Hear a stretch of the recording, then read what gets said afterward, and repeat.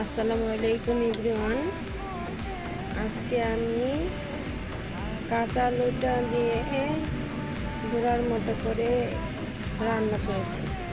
এভাবে রান্না করলে ওটা মাছ শুধু খেতেই মন চাইবে, খুবই মজা। এটাকে আমি সিদ্ধ করে তারপরে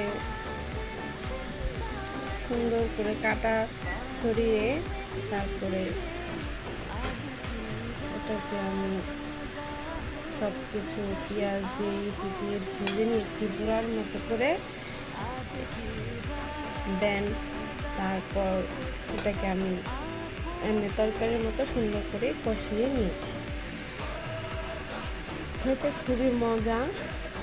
আর মাখানোর সময় অবশ্যই নুডলসের মশলা